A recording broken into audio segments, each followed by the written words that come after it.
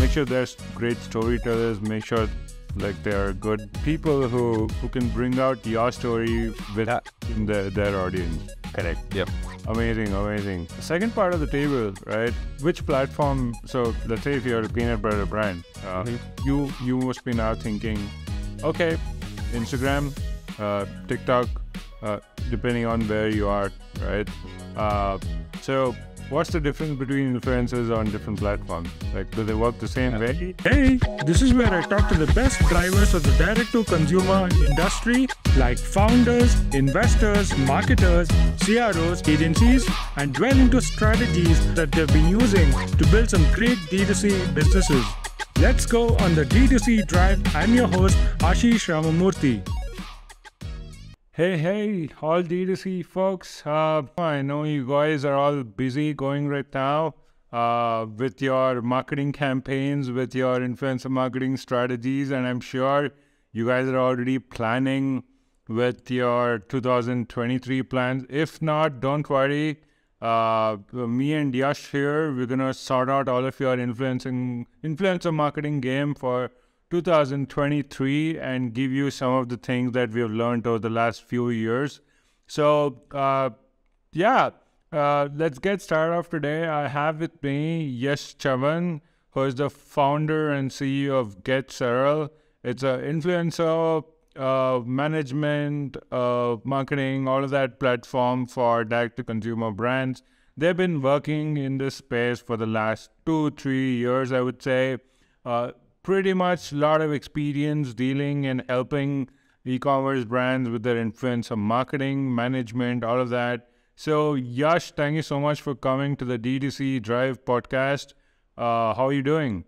I'm doing great, Ashish. Working out of a co-working space today. Some nice change in environment, which is always good. And I'm excited to record this with you. Awesome. So tell our listeners a bit more about you. How did you get into influencer space? How did you get into e-commerce space? Yeah, for sure. So quick background on me. Started off in B2B sales, eventually found my true love was marketing and growth. So got into this side of things. And then eventually started an agency, worked with a few brands, few SaaS companies. We were all over the place. Used to do full funnel marketing, so right from like acquisition to retention to all the jazz, right? And then the problem which happened after iOS 14.5 was that Facebook ads started declining in performance, and the sad reality, which people were kind of willingly, it was like they had an eyes wide shut attitude to it, was that most brands were just super reliant on Facebook ads to drive pretty much like majority of their traffic.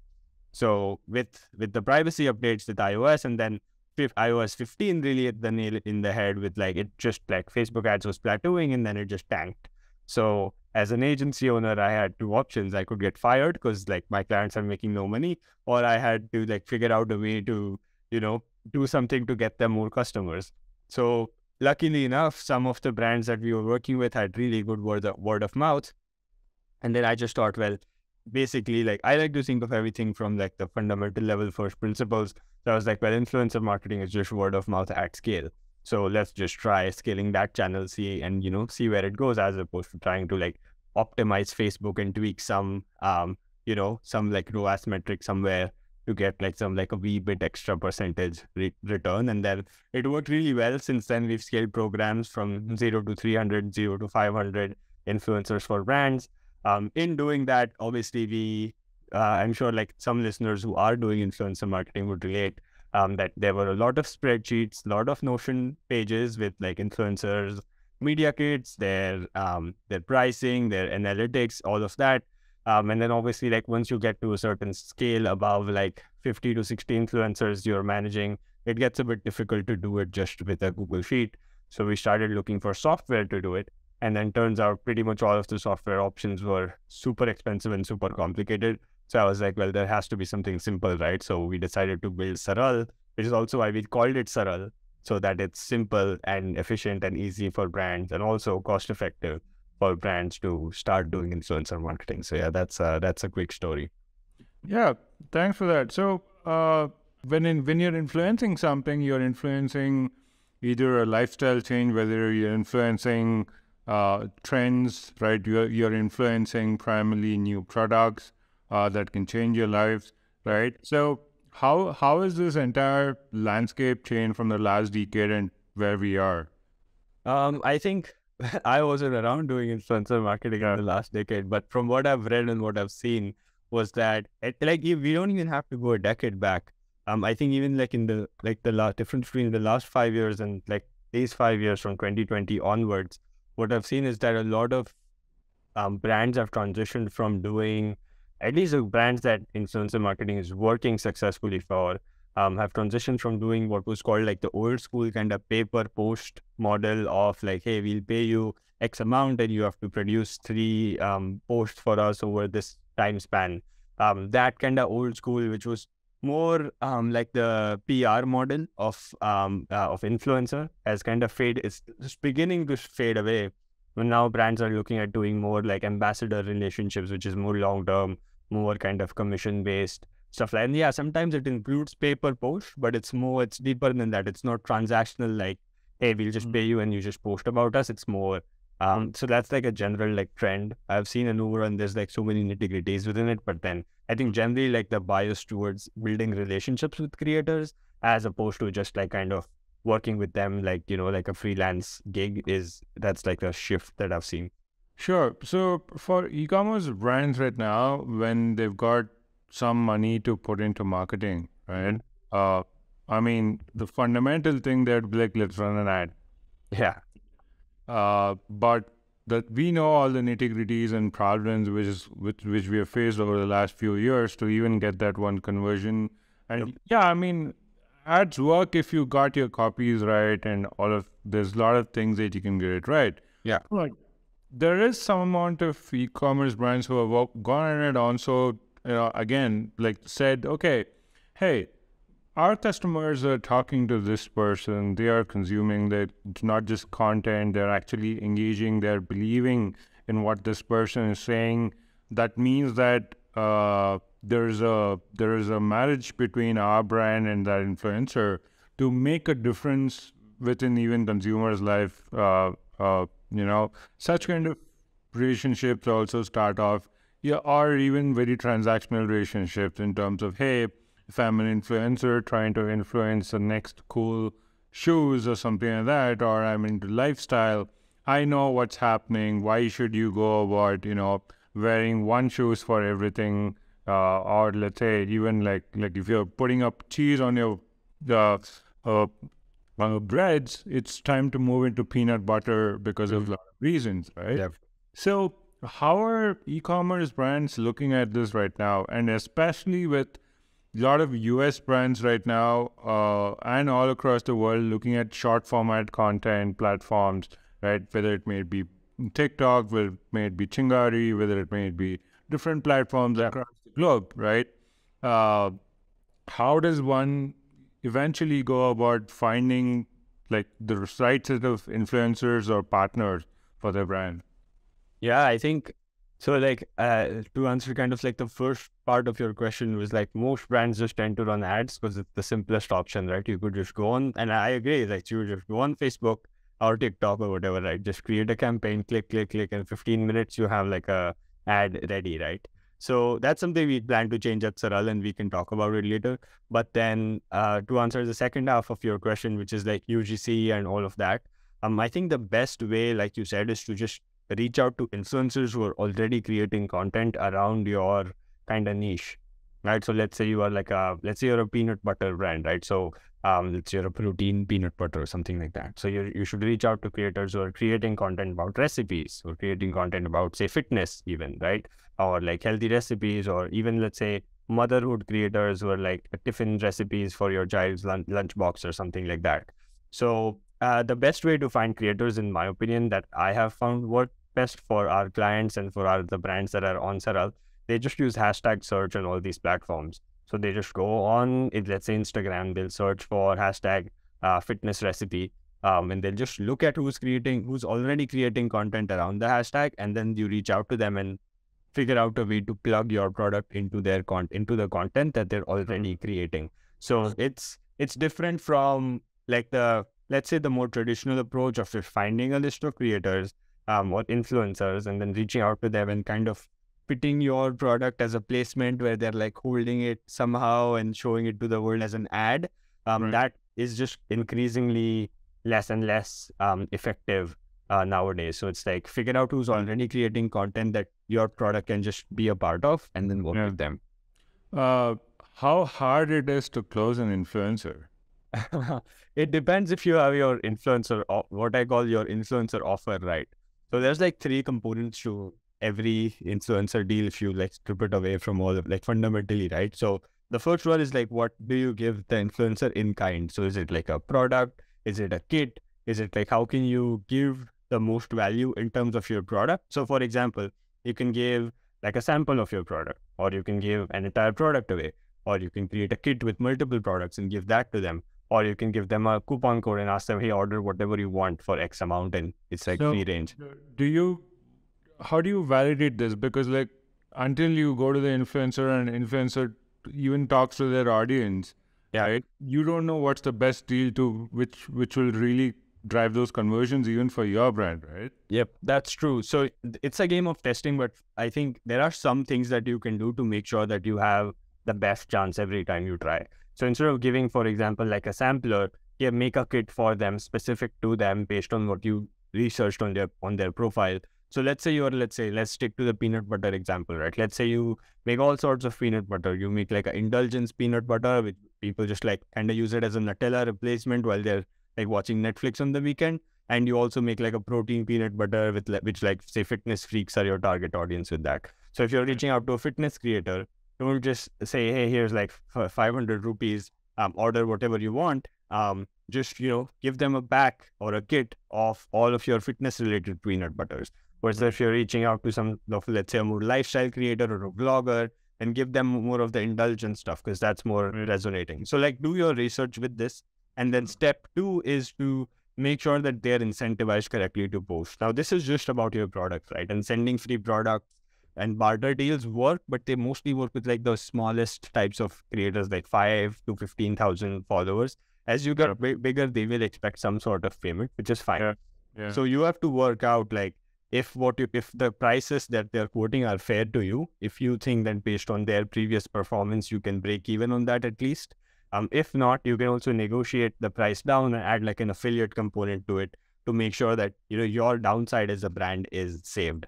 And then the next final component to it is the offer for their fans. So if someone's listening to you about your brand, hearing about your brand for the first time, they might not be the most like eager to try out. But if you give them a certain discount code, if you add like a freebie to it, then they're more likely to, subscribe to your, let's say like your weekly subscription or something like that.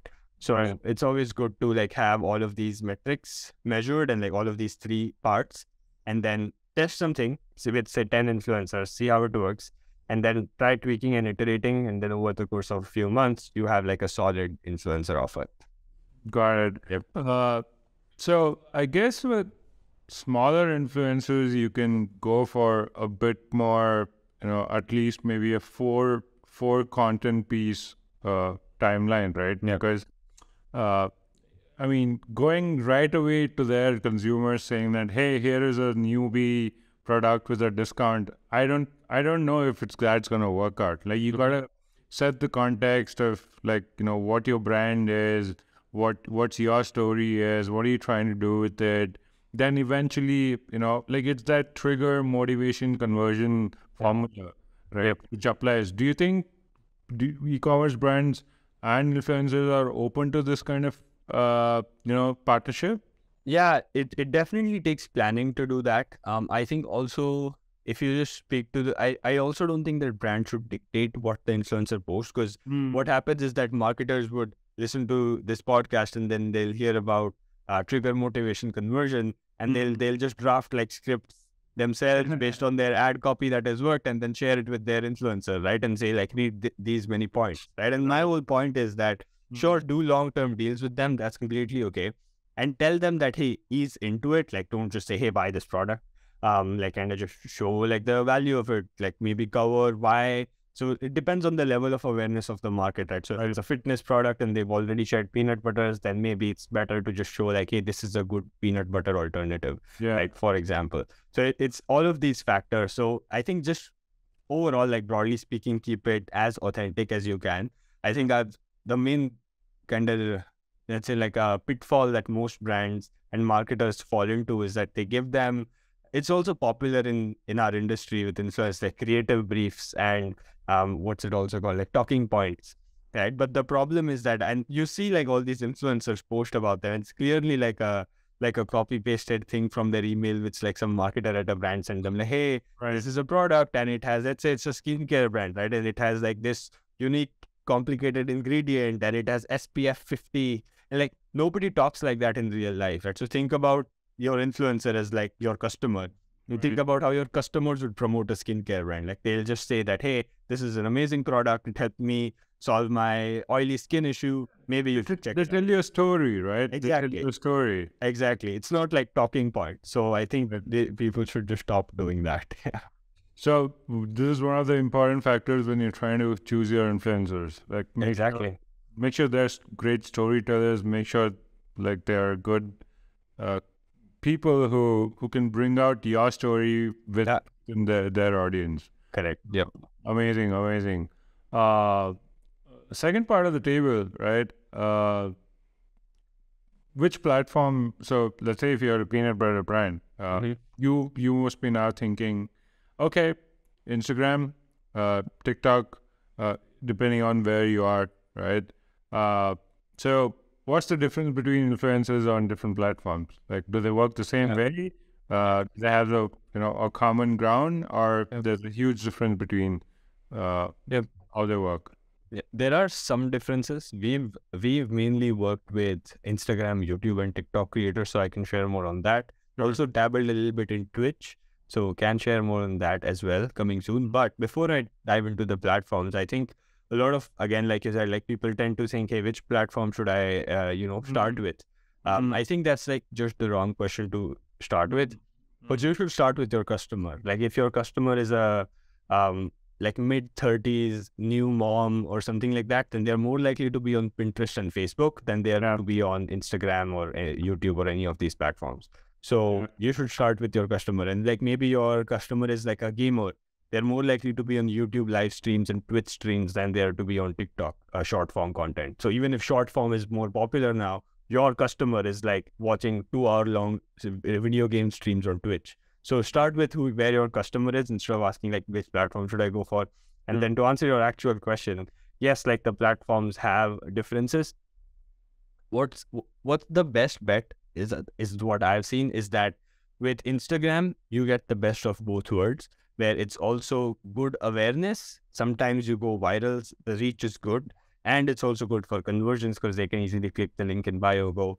YouTube is the best for long-term value, but it's also more expensive. YouTube creators are the most expensive to do partnerships with because it's obviously like a long-form content. It's more highly edited. Like a reel is easier to make than a 15-minute YouTube video, right? It's just different types of content. So YouTube is the best for long-term value because the video just stays on there versus on Instagram, it fades away after 2 days.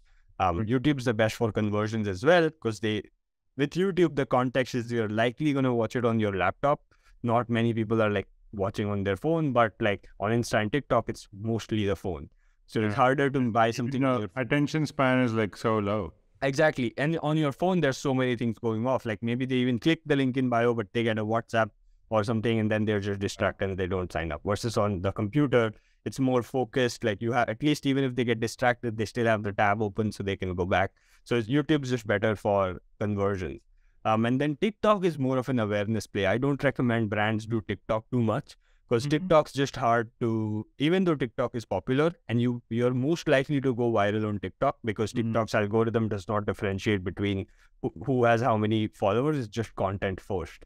And so if the content is good, they might just go viral and you'll get 100,000 views, but views aren't cash, right? So you might get views and it's a good awareness play, but it's very hard for someone to get off of TikTok, especially because TikTok is so dopamine inducing. It's just very easy to just keep scrolling the For You and just keep going up and up like, yeah, cool product and like views, but then people just scroll, right? That's just like natural. Every 3 seconds, someone on TikTok is doing this with their thumb, right? And then even if they do go on their creator's profile, there's no way to add a swipe up like an Instagram. There's no way. So they have to go on their creators, like link in bio, then they have to click, then they have to go to your website. It's just a longer conversion cycle. So TikTok is probably like the last platform that I would try for most brands. So yeah. Again, it comes back to your point of, okay, if your target is teenagers, right? Yeah, exactly. That, choose your platforms rightly where your customers are talking, and choose your influencers who pretty much can tell your stories away. Right? Exactly. It's like choosing a co-founder or choosing an investor. It's all under the same bracket because in the end, either it can make or break you, right? It's that question with an influencer, and you got to be really having an amazing, collab and relationship with them. So what are the troubles when you start scaling up, right? Like, I'm sure as smaller D2C brands, you can work with few influencers. But as you start scaling up, you have more products, you need more traffic come into play, you want to nurture those traffic and all that stuff, right? How do you go about managing influencers in scale as you move along? Yeah, I think the most difficult part when you start scaling anywhere beyond like a couple of dozen influencer is just maintaining the relationships with all of them. It's so, because when you're early on, you're like a 3, 4, 5 people team, you have like 12 influencers working with you, you just know all of them, right? Because it's so easy they're like kind of part of your team at this point, right? So, but when you scale to like 25, 35, 50, it's hard to just like, oh, where is everyone? Have they posted? When is everyone going to post? So like all over the place, especially if you're doing it in something like a sheet. So I think one of the hardest parts even when we scale without like a tool like Saral, it was difficult to just have like one-on-one relationships itself is difficult at that scale. Plus like tracking and managing and like who's going live when, what did we last speak of to this particular creator, and then you just get confused. I think that is one of the hardest parts with scaling is to have that one-on-one relationship. And that's the most critical, because if you don't have those, the reason why early on people see some success with influencers is because of these one-on-one relationships. They're almost like their customers, right? Versus when you grow, it's like you have so low touch with all of these, it almost becomes easier to do like a transaction with them where, hey, we'll pay you to post, just post, and then, don't bother me later, right? So it's just harder to maintain that relationship, but the relationship is the ROI. So if you maintain the relationships at scale, then you'll truly see like those results compound as you grow beyond like 50, 60 influencers. So yeah. One more thing which pretty much runs in my mind is there is a limited amount of influencers in the category, and there is a lot of brands in that category. Now that means it's a whole fight. Influencer is on a great position here. He can choose, okay, I want to work with this brand because of so-and-so reasons, or somebody's paying me more money for so-and-so reasons, right? So it's great for that side of the table. But for the side of the table of brands, it becomes really tough. And who wins? Is there a perfect world for that? Or like, obviously there's like, okay, if you can't afford, you can't afford. That's the truth of the table. How does one like look at this? Yeah, I think on the fundamental supply demand levels, right? I think there's always going to be like brands are always going to be lesser than number of influencers. I think sometimes when you're in the market as a brand, you might feel that, oh, there's too many brands trying to, but then if you just step back a little bit, you will realize that like influencers are plenty, and every day there's like new influencers popping up. There's different new types of creators. So I don't think there's going to be a dearth of influencers at any point. But what I agree with you that when you're in the weeds as a brand, you might feel that, oh, everyone's trying to get my influencer, right? The same person that I am eyeing. So the best way to like tackle this, in my experience, has been just don't work with an influencer who would rather work with your competitor. And don't work with influencers who would just go with whichever brand is going to pay them more money. So it's like, I like to give this analogy. It's like, let's say you're like building your team, right? As a startup or as a brand, right? Do you want to hire the person who's working at your company because you're just paying them the highest salary? likely not. Like, because if someone else can come up who raises a bigger round and pays them like 50% more, and then they switch that company, right? That's not how you build a long-term team. So you want people, obviously, like pay them a healthy salary for sure, but you want to work with people who are working at your brand because they are aligned with your mission, because they believe in what you're doing in the long term. So like, which is also why most startup employees take a pay cut, right, from their previous job, because they believe so much in the mission, right? So similar kind of frame for influencers. Like if someone is promoting your competitor one day and then next day, like you approach them and they just say, yeah, this is my rate. If you pay me this, I'll promote you. Don't work with them. You don't have to work with hundreds of influencers, right? Find your tribe of like 50 people and just work with them long term. And you will have a very successful influencer program, as opposed to trying to get everyone in the market. Because at the end of the day, it's about authenticity, right? If you have like, even if you're like 25 authentic influencers promoting you, as opposed to having like 75 kind of transactional paper post deals go live every month, you're going to have a better ROI with the small group of 25, as opposed to having a bigger cohort of influencers. So yeah, I think everyone can find 25 good influencers for their brand. Yeah, I think for sure. And I'm sure you are also behind this mission as well. A lot of brands right now go for a push strategy to influencers, right?